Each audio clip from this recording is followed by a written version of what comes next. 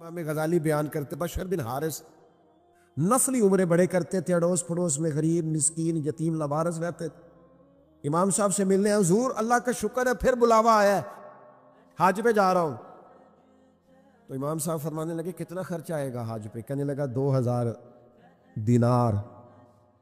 فرمانے لگے یہ کیوں خرچ کرنے ہیں؟ کہ میرا اللہ راضی ہو جائے۔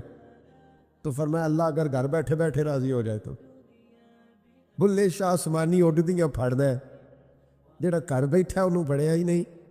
اگر اللہ گھر بیٹھے بیٹھے راضی ہو جائے تو کہا جناب یہ تو کیا بات ہے۔ تو آپ فرمانے لگے وہ جو تیرے محلے میں یتیم نہیں رہتے، وہ جو غریب اور مسکین اور مقروض نہیں رہتے، آپ نے فرمایا جا جا کے ان کی خدمت شروع کر، غزالی وعدہ کرتا ہے رب گھر بیٹھے بیٹھے تجھ سے راضی ہو جائے گا۔ حضرت فاطمہ کے وصال کا وقت آیا، انتقال کا، تو حضرت اسماء بنت امیس کو بلایا اور بلا کے فرمانے لگی تو مجھے غسل دینا اور سوائے میرے شوہر مولا علی کے کسی اور سے مدد بھی نہ لینا۔ اور فرمانے لگی میں نے حبشہ کے بارے میں سنا ہے کہ وہاں جب بیویوں کا جنازہ اٹھتا تھا تو وہ لوگ چارپائی کے اوپر یوں کر کے اس طرح کر کے لکڑیاں لگاتے تھے، نیچے باندھ لیتے تھے اور لکڑی میں لچک ہو تو اوپر جا کے پھر اس کو باندھ دیتے تھے تو پردہ بن جاتا تھا۔ فرمایا میں نے علی کو بتا دیا ہے، تمہیں بھی بتا رہی ہوں، جنازہ میرا رات کو اٹھانا اور لکڑیاں لگا کے نا تو اوپر پردہ کر لینا، میرے وجود پر پڑی ہوئی چادر پر بھی کسی کی نظر نہیں پڑنی چاہیے۔ رات کو جنازہ اٹھانا اور رات کو مجھے دفن کر دینا۔ مدینہ منورہ میں حضور کے وصال ظاہری کے 6 ماہ بعد جناب فاطمہ الزہرا کا جنازہ اٹھا تو مسجد نبوی شریف سے ایک شخص اپنی داڑھی آنسوؤں سے بھگوتا ہوا نکلا تو حضرت ابوبکر صدیق نے کھڑا کر کے پوچھا کیوں نبی پاک کے چچا عباس روتے کیوں ہو؟ حضرت عباس کہنے لگے پہلے حضور گئے تھے، اب نبی پاک کی تصویر بھی چلی گئی۔ کہا کیا ہوا؟ کہا جناب فاطمہ کا وصال ہوا۔ پھر سے ایک دفعہ مدینے میں رات آئی، پھر سے شام ہوئی، پھر سے جنازہ اٹھا۔ شیر خدا علی المرتضیٰ رضی اللہ تعالیٰ عنہ نے، حضرت عباس نے، حضرت قسم بن عباس نے، حضرت عبداللہ ابن عباس نے تدفین سے فارغ ہوئے۔ ایک روایت ہے کہ حضرت عباس نے جنازہ پڑھا اور ایک مستند روایت ہے کہ حضرت ابوبکر صدیق نے جنازہ پڑھایا۔ اور جب جنازہ پڑھا کر کے باہر نکلے تو حضرت علی شیر خدا کی آنکھوں میں آنسو تھے۔ اس میں کالی روتے کیوں ہو؟ مانے لگے صرف فاطمہ نہیں رہی، مصطفیٰ کریم کی امت کے لیے دعائیں کرنے والا ایک بڑا ہاتھ رخصت ہوا ہے، ایک بڑا ہاتھ۔ جناب فاطمہ الزہرا نے 29 سال کی عمر مبارک گزاری۔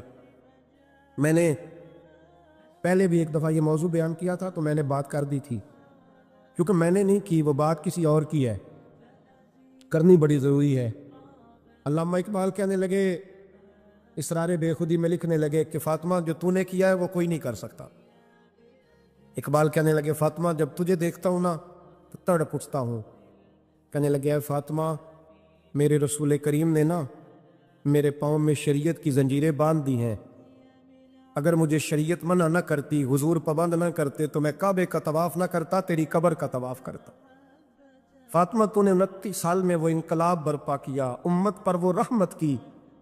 علی کے گھر کی ہے عزت، علی سے سنتے ہیں۔ نبی کے گھر کی ہے عزت، نبی سے سنتے ہیں۔ وہ جس نے معزز کیا گھرانے کو، حسین پال کے جس نے دیا زمانے کو۔ اور میرے اعلیٰ حضرت فرماتے ہیں سیدہ زاہدہ طیبہ طاہرہ۔ کبھی آپ اگلا فقرہ سنیں نے تو بریلی کے امام نے حد کر دی، فرمانے لگے جان احمد کی راحت پہ لاکھوں سلام۔ جان احمد کہتے ہیں نبی پاک کی جو جان ہے وہ سیدہ فاطمہ ہے، اور صرف جان نہیں، یہ وہ والی حضور کی جان ہے جس سے نبی پاک سکون حاصل کرتے، راحت حاصل کرتے ہیں۔ جان احمد کی راحت پہ، اور اس کا ایک ترجمہ یہ ہے کہ نبی پاک کی جان کو سکون حضرت فاطمہ کی وجہ سے ملتا ہے۔ جان احمد کی راحت پہ لاکھوں سلام۔ اور حضرت حسنین کریمین کا ذکر کرتے ہوئے فرماتے ہیں آب تطہیر سے جس میں پودے جمے۔ حضرت فاطمہ کے بارے میں کچھ روایتوں میں یہ آتا ہے کہ عورتوں کی طرح انہیں حیض نفاس نہیں آتا تھا، اللہ نے پاک پیدا فرمایا۔ اور مولا علی تو پہلے ہی پاک ہے. تو فرماتے ہیں یہ جو بچے ہوئے نا یہ آب تطہیر سے جس میں پودے جمے. یہ بریلی کے امام کی محبت ہے سیدہ فاطمہ سے اور حسنین کریمین سے. کیا انداز ہے. کہنے لگے آب تطہیر سے جس میں پودے جمے اس ریاض نجابت پہ لاکھوں سلام. اس ریاض پتہ نہیں کہاں بیٹھ کے لوگ اہل بیت کی شان بیان کرتے ہیں. اہل بیت کی شان سننی ہے تو بریلی کے امام سے سنو. اس ریاض نجابت پہ کہتے ہیں حضرت فاطمہ صرف پاک نہیں پاکیزگی کا پورا باغ ہے. پورا یعنی ان کی چھاؤں بھی پاک ہے, ان کا سایہ بھی, ان کا پھل بھی, ان کی ٹہنیاں بھی, بولے تو صحیح یاد, ان کی ٹہنیاں بھی, ان کی زمین بھی. اس ریاض نجابت پہ لاکھوں سلام. مولا علی کہتے ایک دن میں نے عجیب نظارہ دیکھا.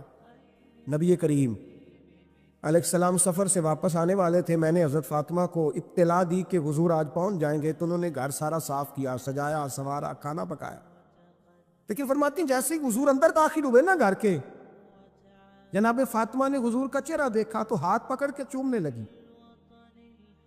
اور کہتے ہیں جب انہوں نے سر اٹھایا تو ان کا چہرہ سارا آنسوؤں سے بھرا ہوا تھا. رسول کریم نے بیٹی کے سر پہ ہاتھ رکھا, بٹھا لیا. فرمایا فاطمہ بیٹے رونے والی تو بات کوئی نہیں تھی, کیوں رو پڑی ہو؟ تو عرض کرنے لگی محبوبہ میں بچپن سے دیکھ رہی ہوں محنت کرتے, جد و جہد کرتے, مشقت کرتے. یا رسول اللہ آج آپ آئے ہیں تو آپ کے چہرے پر تھکاوٹ کے آثار ہیں, حضور وجود تھکا ہوا ہے. یا رسول اللہ میں نے ساری زندگی آپ کو کام کرتے دیکھا ہے. مدینے والے حبیب مجھے بتا تو صحیح کام کب تک کرنا؟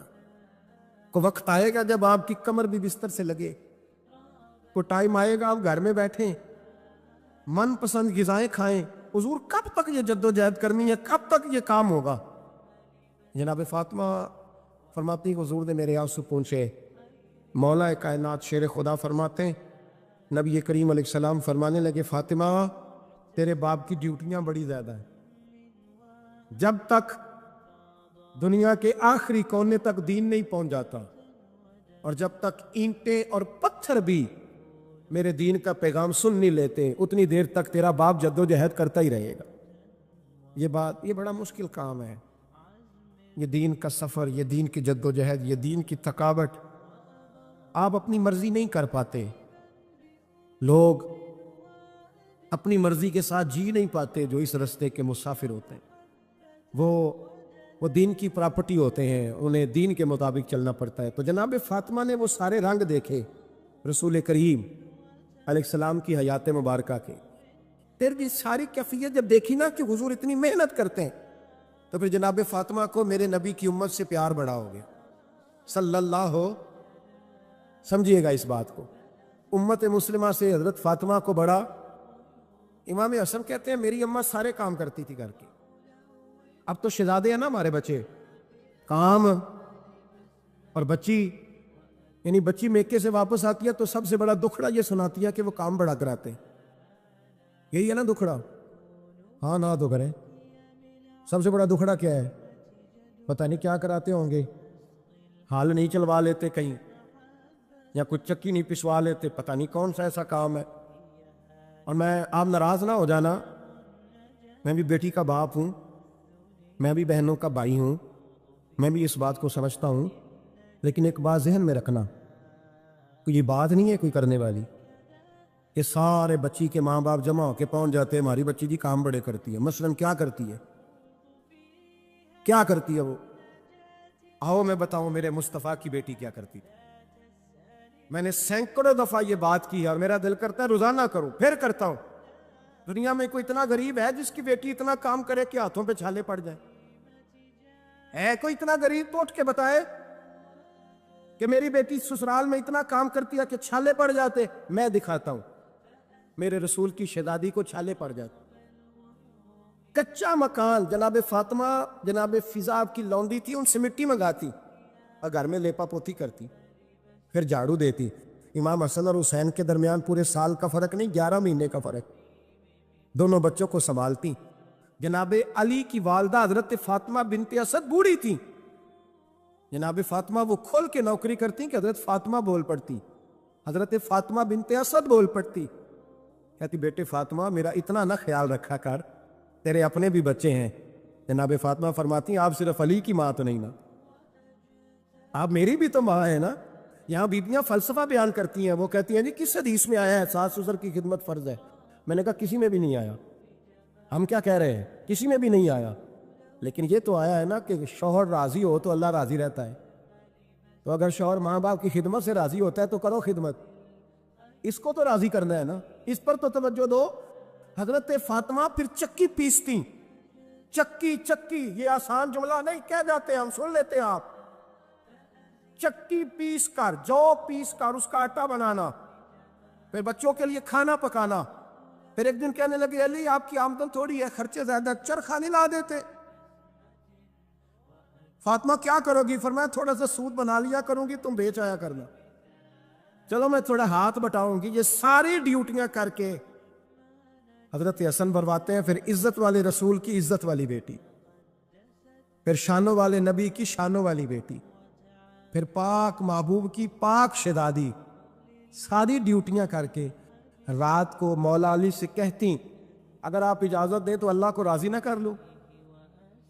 हजरत अली फरमाते फातिमा जैसे दिल करे। तो इमाम हसन कहते हैं फिर मेरी माँ मुसल्ला बिछा लेती, मुसल्ला, और फिर सारी रात वो नमाज पढ़ती, सारी रात। और फरमाते हैं जब सवेरे हाथ उठाती तो पहली दुआ ये करती, ऐ अल्लाह मेरे रसूल की उम्मत पे रहम फरमा, ऐ अल्लाह मेरे रसूल की उम्मत पे रहम फरमा। तो कहते हैं जमाने बीत गए ये दुआ सुनते थे। एक दिन मैं करीब गया तो मैंने कहा अम्मी हुजूर कोई दुआ मेरे लिए भी कर दे, कोई हुसैन के लिए भी कर दें, कोई जैनब के लिए भी कर दें। सारी दुआएं उम्मत मुस्तफ़ा, उम्मत मुस्तफ़ा, उम्मत मुस्तफ़ा। कितना बड़ा जुमला है, कितना बड़ा। शेख मुहक्किक ने लिखा है कितना बड़ा। जनाब फातिमा फरमाने लगी तेरे लिए भी करती हूँ, हुसैन के लिए भी करती हूँ, जैनब के लिए भी करती हूँ, सबके लिए करती हूँ। और मैं कहा याद रखना फातिमा की दुआओं पर पहला हक मेरे रसूल की उम्मत का है। फातिमा की असल में बात बहुत खुशी की सुना दी मैंने आप, लेकिन आप वही सुस्त के सुस्त रह गए। ये किसी आम आदमी की दुआ नहीं, पीर साहब की, दरवेज साहब की रटी रटाई दुआ नहीं, ये सैयदा फातिमा की दुआ है। आपको इतना बड़ा खजाना मिल रहा है और आप समझे नहीं बात को। हजरत फातिमा फरमाने लगी मेरी दुआओं पर सबसे ज्यादा हक मेरे रसूल की उम्मत का है, तो मैं ये हक हमेशा अदा करती रहूंगी, मैं उन्हें दुआएं हमेशा देती रहूंगी।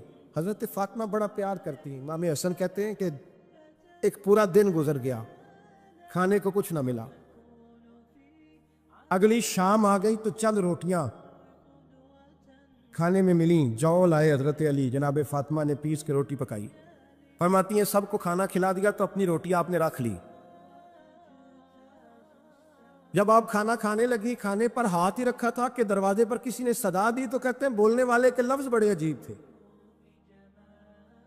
जिसने सदा दी ना उसके लफ्ज बड़े अजीब थे। कहने लगे और रसूलुल्लाह की बेटी, मैं 2 दिन से फाके में हूं, तो मुझे पता है इस घर से रोटी जरूर मिलेगी।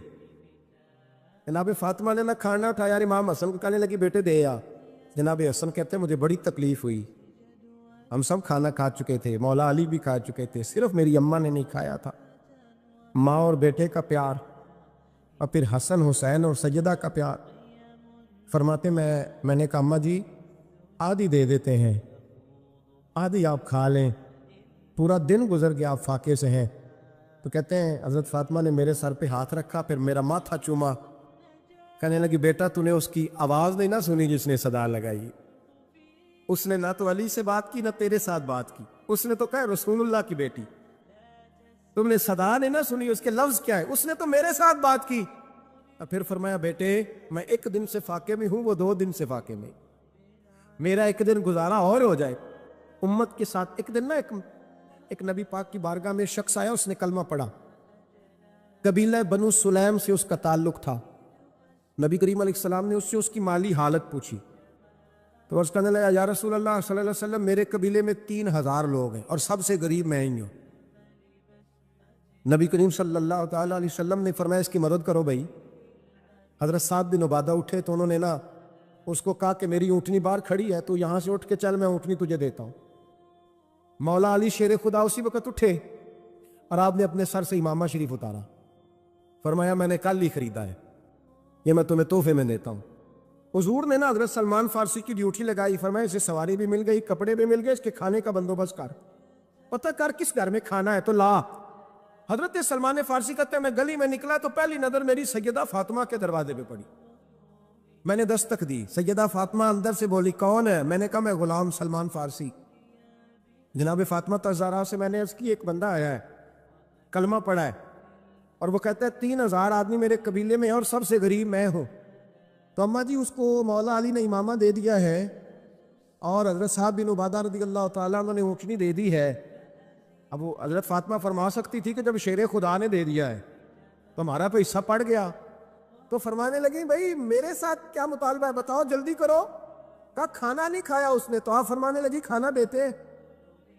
حضرت سلمان فارسی کہنے لگے اماں جی کھانے میں کیا ہے؟ تو کہنے لگی کچھ بھی نہیں، 3 دن ہو گئے حسن حسین نے روٹی نہیں کھائی، پر بڑا کچھ ہے میں دیتی ہوں۔ کہتے میں سوچ میں پڑ گیا کہ انہوں نے 3 دن سے نہیں کھایا، پھر بھی بڑا کچھ ہے،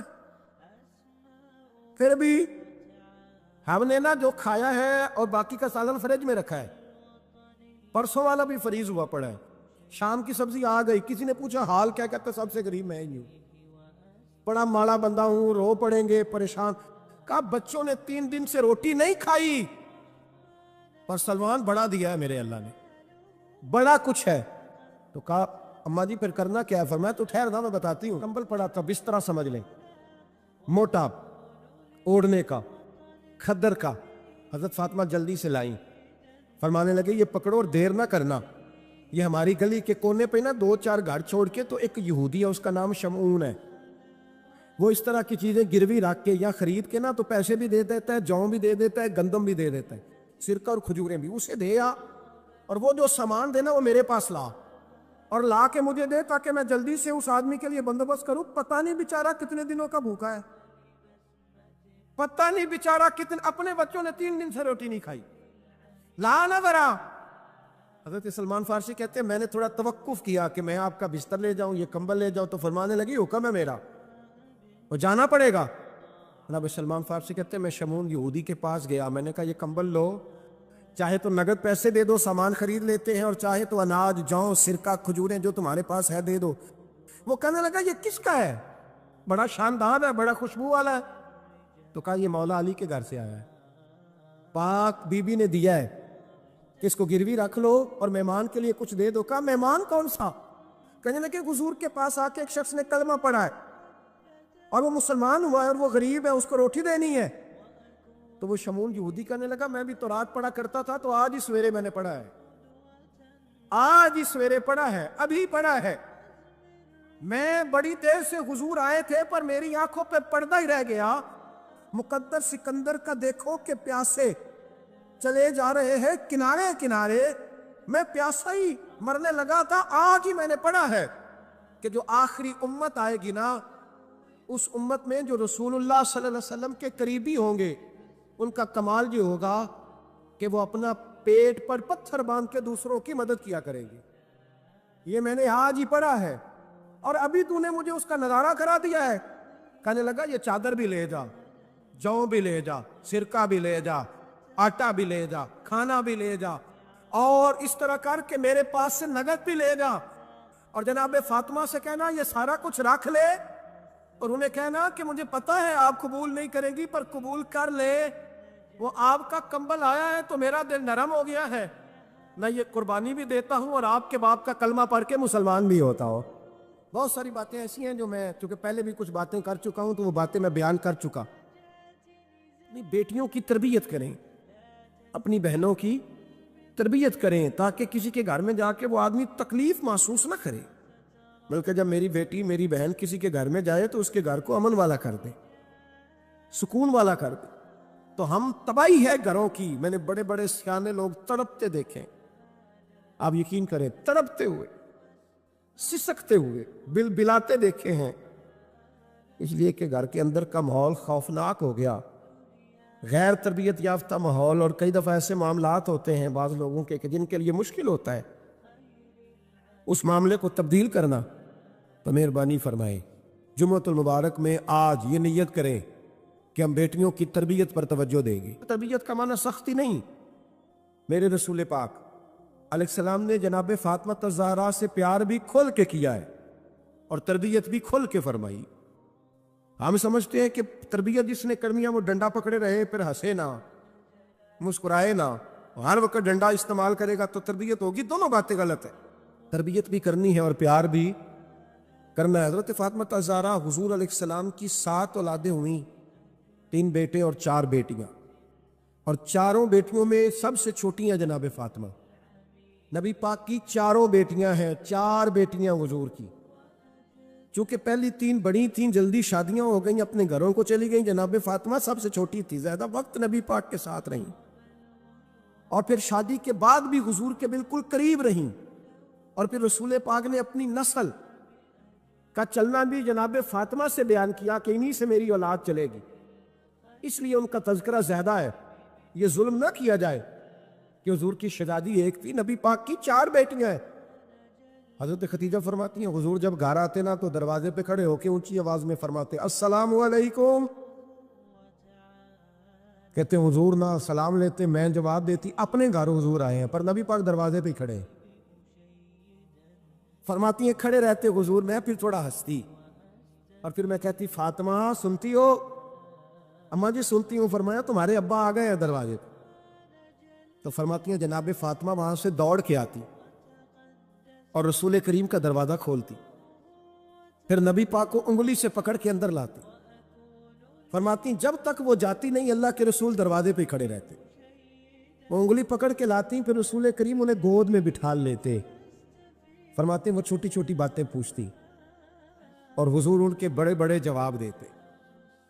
وہ چھوٹی چھوٹی باتیں، بچپن کی ایک بات لکھی ہے ہمارے محدثین نے. ایک دن چھوٹی عمر میں، بالکل چھوٹی عمر میں حضرت فاطمہ نے پوچھا یا رسول اللہ میں اپنے رب کو کب دیکھوں گی؟ اللہ اکبر، عمر چھوٹی اور بات بڑی کر دی. میں کب دیکھوں گی؟ تو حضور نے فرمایا فاطمہ بڑی جلدی. رب کریم تمہیں جنت میں لے جائے گا اور ساری جنتی عورتوں کی سردار بنائے گا، اور پھر میرا رب تجھے اپنا دیدار بھی کرائے گا. تو جناب فاطمہ الزہرا رضی اللہ تعالیٰ عنہا چھوٹی چھوٹی باتیں کرتی ہیں. حضرت خدیجہ کہتی ہیں جب چلے جاتے نا حضور تو میں پھر بلاتی، میں کہتی ادھر آنا فاطمہ، کیا باتیں کر رہی تھی اپنے ابا سے؟ تو کہتی پھر وہ مجھے بتاتی بھی اور راضی بھی ہوتی. یہ سلسلہ آخر تک چلا. یہ حضرت فاطمہ سے راز کی باتیں کرنا حضور کا آخر تک چلا. بخاری مسلم میں حدیث، وہاں راوی حضرت خدیجہ ہے، یہاں راوی حضرت عائشہ صدیقہ ہے. جناب عائشہ صدیقہ کہتی ہیں حضور کے وصال ظاہری سے کچھ دن پہلے خود نبی کریم علیہ السلام نے حضرت فاطمہ الزہرا کو بلایا، اور جب وہ آئیں تو کہتی ہیں ان کو میں نے آتے دیکھا تو میں نے پھر حضور کو ان کے استقبال کے لیے کھڑے ہوتے بھی دیکھا. پھر حضور نے ان کا ماتھا چوما، جہاں بیٹھے تھے وہاں بٹھایا، پہلو میں بیٹھ گئے، اور فرماتے ہیں پھر باپ بیٹی باتیں کرنے لگے. میں کوئی چیز بنا رہی تھی تو جناب عائشہ کہتی ہے میں نے دیکھا کہ حضور نے ان کے کان میں کوئی بات کہی، تو جناب فاطمہ رونے لگ گئی. پھر حضور نے کان میں کچھ کہا تو وہ مسکرانے لگی. کہتی ہے حضور وہ بات کر کے تشریف لے گئے، فاطمہ بھی بیٹھی تھی.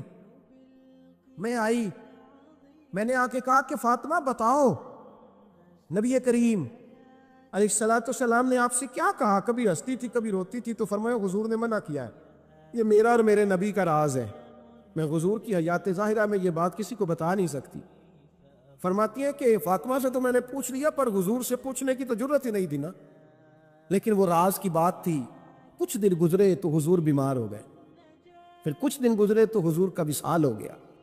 فرماتے ہیں کچھ عرصے کے بعد میں سیدہ فاطمہ الزہرا سے ملی تو میں نے کہا فاطمہ وہ بھید کھول تو دے، آج تو کھول دے وہ راز کیا تھا. آپ کو بلایا گیا، پھر آپ آئیں، پھر حضور نے بات کی، پھر نبی کریم علیہ السلام کے بات کرنے پر کبھی آپ روئیں کبھی آپ ہنسی، تو یہ کیا تھا؟ تو کہتی ہے جناب فاطمہ پھر رونے لگی، کہنے لگی ہاں اماں جی اب میں پردہ کھول دیتی ہوں، اب میں راز بتا دیتی ہوں. حضور کا وصال ظاہری ہو گیا. فرمانے لگی مجھے حضور نے بلایا اور میرے کان میں فرمانے لگے فاطمہ وقت تھوڑا رہ گیا ہے، اب تیرے والد نے جانے کا پروگرام بنا لیا ہے، اب نہ ٹائم آ گیا ہے بچھڑنے کا. فرماتی ہیں جب میں نے یہ بات سنی تو میں رو پڑی. حضور آپ بچھڑ جائیں گے. کتنی میں روئی. ذرا حدیث کے جملوں پہ غور کرنا. ماتی تھوڑی دیر گزری تو حضور نے میرے کان میں کہا فاطمہ پتر رو نا، بیٹے رو نا. میرے جانے کے بعد جو سب سے پہلے میرے پیچھے آ کے مجھے ملے گی نا بیٹی، وہ تو ہی ہوگی. اللہ کرے میں سمجھا سکوں آپ کو بات. جب کہا نا کہ میں وصال کروں گا تو رو پڑی، اور جب کہا نا میرے بعد تیرا بھی جلدی وصال ہو جائے گا، تو فاطمہ نے ہنسنا شروع کر دیا. کیا پیار ہے میرے محبوب علیہ الصلوۃ والسلام کے ساتھ جناب فاطمہ کا. ان کے وصال کی خبر سنی تو رو پڑی، اور اپنے کی سنی تو ہنس پڑی.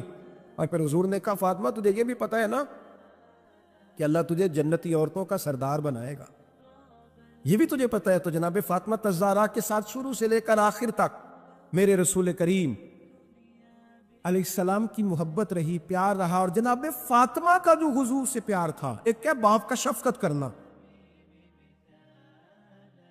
اور ایک کیا بیٹی کا پھر اپنے باپ سے. بولیے یہ بیٹیاں جو ہوتی ہیں نا، ان کا بھی رویہ کو انوکھا ہوتا ہے ساری دنیا سے، انوکھا. میں کبھی کبھی کچھ ایسی باتیں کرنے کو دل کر جاتا ہے کہ جو کر گزرتے ہیں. ایک صاحب مجھ سے ایک دن کہنے لگا حضرت صاحب بڑی مشکل میں ہوں، اور اتنا کٹھن وقت آ گیا کہ کوئی حال ہی نہیں. میں نے ان سے کہا کہ اپنی اماں سے دعا کراؤ، مسئلہ ٹھیک ہو جائے گا. کہنے لگا اماں تو انتقال کر دی. تو میں نے کہا بہن سے دعا کراؤ. کہنے لگا بہن دور رہتی ہے. تو میں نے کہا پھر بیٹی سے کرا لو. آپ یقین کریں اللہ کے گھر میں بیٹھا ہوں، رمضان کا مہینہ مجھے تیسرے دن ملا. کہنے لگا حضرت صاحب الحمدللہ اللہ نے میری مشکل آسان کر دی. کہنے لگا یہ نسخہ آپ نے بڑا عجیب بتایا، پیر تو اس قسم کی باتیں نہیں نہ بتاتے. پیروں نے تو آپ کو پتا دعائیں قید کر کے رکھے، صرف ہماری قبول ہونی. کہنے لگے ہم میرے ان کا میرے ساتھ ارادت کا رشتہ ہے. کہنے لگے آپ کس طرح کے پیر ہیں کہ آپ نے مجھے پلٹ کے کہہ دیا کہ اماں سے، بہن سے، بیٹی سے. تو میں نے کہا اصل بات یہ ہے کہ میں کبھی تھکا بھی ہوتا ہوں، کبھی کسی رنگ میں بھی ہوتا ہوں، اور کئی دفعہ اب تو یہ حال ہو گیا ہے کہ رونا آئے بھی تو روتے نہیں کہ لوگ تماشا نہ سمجھیں. کئی دفعہ آنسو چھپانے بھی پڑتے ہیں کہ لوگ اس کو اداکاری اور فنکاری ہی نہ سمجھنے لگ جائیں. تو میں نے کہا یہ جو بیٹی ہوتی ہے نا، یہ جو بہن ہوتی ہے، یہ جو ماں ہوتی ہے، اس کو اشارتاً بھی آپ کان میں کہہ دینا مشکل میں ہوں تو یہ رات کو رو رو کے مصلی بھگو دیتی. یہ رو رو کے دعا مانگتی ہے بیٹے کے لیے، بھائی کے لیے، باپ کے لیے. اس کا رنگ ہر بیٹی پیار کرتی. اور یقین کریں کہ کلیجہ ٹھنڈا ہو جاتا ہے جب بیٹیاں چھاتی پہ لیٹتی ہیں، تو لطف آتا ہے کہ اللہ کریم نے اس ننھی سی کلی میں کیا ٹھنڈک رکھی ہے کہ سارے دل کا جو ہے بوجھ اس نے ہلکا کر دیا. تو بتائیے پھر میرے نبی پاک کی شہزادی کی حضور سے محبت کتنی ہو. چھوٹی سی عمر تھی حضرت فاطمہ کی جب حضرت ختیجہ وصال کر گئیں. تو کسی نے کہا فاطمہ سب سے پہلے گھر سے کب نکلنا ہوا؟ تو بخاری مسلم میں حدیث ہے، اللہ کے نبی نا بیت اللہ شریف کے سامنے سجدے میں تھے تو ابو جہل کو شرارت سوجھی. شرارت. اس نے کچھ لوگوں سے کہا، عقبہ بن ابی معیط تھا، کچھ اور لوگ تھے. کہنے لگا میں ابھی رستے سے گزرا ہوں تو وہاں کسی نے اونٹ ذبح کیا ہے.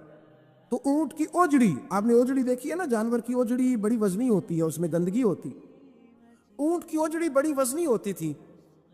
کہنے لگا وہاں اونٹ کی اوجڑی پڑی ہے، وہ دیکھو نبی پاک معاذ اللہ سجدے میں ہے، تو معاذ اللہ ثم معاذ اللہ وہ اونٹ کی اوجڑی اٹھاؤ حضور کی گردن پہ رکھ دو. تھوڑا سا مشکل سے جمعہ پڑھنا پڑ جائے نا، اور تھوڑا سا مشکل سے پڑھانا پڑ جائے، تو ہم دین کے بہت بڑے خدمت گزار بن جاتے ہیں. یہ دیکھو سجدے کتنی مشکل سے ہو رہا ہے، یہ دیکھو سجدے کتنی مشکل سے ہو رہا ہے، کتنی مشکل سے حضور کے سر انور پر اوجڑی رکھ دی. یہ وہ وقت ہے کہ نہ تو چچا ابو طالب ہیں جو پہنچ جاتے، نہ جناب ختیجہ ہے جو بندوبست کرتی. تو کسی نے نہ جناب ختیجہ کے دروازے کے سامنے منہ کر کے کہا کہ محبوب کے گھر والوں حضور کے سر اقدس پر اوجڑی رکھ دی ہے کسی، اور حضور سر اقدس اٹھاتے ہیں تو تکلیف محسوس کرتے ہیں. جناب فاطمہ کہتی پہلا دیہڑا تھا جب میں چہرے پہ کپڑا ڈال کے نہ تو اپنے بابا کے لیے نکلی. فرماتی پہلا دن تھا، میں حرم کعبہ میں پہنچی، حضور کو سجدے میں دیکھا تو چھوٹے چھوٹے ہاتھوں سے میں نے اوجڑی نیچے گرائی. حضور بولے کچھ نہیں، نہ میں نے کچھ بات کی، मैंने हुजूर की उंगली को थामा और मैं कुएं पे ले आई। हुजूर भी नहीं बोले, जनाब सैयदा फरमाती मैं भी नहीं बोली। हुजूर बैठ गए और मैं कुएं से पानी निकालने लगा। मैं हुजूर की जुल्फें धोती जाती और हुजूर रोते जाते, जुल्फें धोती जाती और हुजूर रोते जाते। फिर हजरत फातिमा ने जब हुजूर की जुल्फें धो ली तो हाथ उठाए, कहा अल्लाह, ये जिन्होंने मेरे बाबा को तकलीफ दी है ना, इनको बर्बाद कर दे। मैं रात रवायत पढ़ रहा था मिशकात से, तो मैं हैरान हो रहा था कि ये अजीब मंजर है, ये अजीब मंजर है कि जब ताइफ वाले पत्थर मारे और नबी करीम अलैहिस्सलाम से हजरत ज़ैद बिन हारिसा के हुजूर दुआ करें ये तबाह हो जाए, तो नबी पाक के नहीं ज़ैद, मैंने नहीं इनके लिए तबाही की दुआ करनी, ये नहीं ठीक होते तो हो सकता है इनकी नस्लें ही ठीक हो जाए। और जब ओहद में वो लोग पत्थर मार के दांत शहीद कर दें, हजरत अबू बकर सिद्दीक जैसी ठंडी तबीयत का आदमी अर्ज करे हुजूर दुआ करे ये तबाह हो जाए, तो हुजूर ने फरमाया अल्लाहुम्मा हदी कौमी फइन्नहुम ला यअलमून, या अल्लाह मेरी कौम को हिदायत दे, ये जानते नहीं ये क्या कर रहे हैं।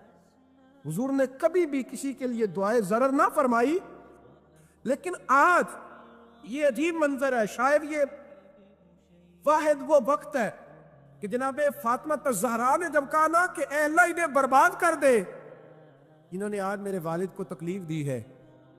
हजरत फातिमा की दुआ सुन के तो हुजूर ने भी हाथ उठाए, कहा अल्लाह जैसे मेरी बेटी कहती है ना वैसे ही कर दे, अल्लाह कर दे इन्हें बर्बाद। फातिमा जैसे कहती है वैसे, अल्लाह करे आपको समझ आए मेरी बात की, कि वहां जहां शदीद तकलीफ दी गई वहां हुजूर ने किसी के लिए ऐसी दुआ, और यहां फरमाया अल्लाह जैसे फातिमा कहती है वैसे।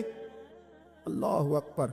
हजरत अब्दुल्लाह इब्न मसूद कहते हैं कि वो दुआ भी मैंने सुनी, और फिर मैंने उन सब लोगों को जिनके लिए जनाब सैयदा ने दुआ की थी, उन सब को फिर मैंने बदर में कटते हुए भी देखा, मैंने उनकी लाशों पर घोड़े चलते हुए भी देखे, फिर मैंने देखा कि सहाबा उन्हें घसीट कर कुओं में डाल रहे थे।